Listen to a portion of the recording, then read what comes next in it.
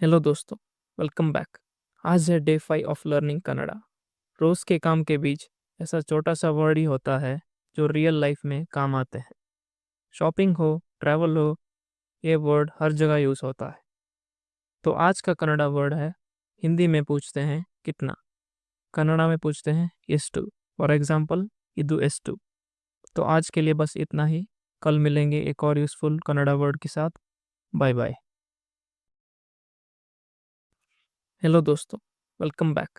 आज है day 5 of learning Kannada. रोज के काम के बीच ऐसा छोटा सा वर्ड ही होता है जो रियल लाइफ में काम आते हैं। शॉपिंग हो, ट्रैवल हो, ये वर्ड हर जगह यूज होता है।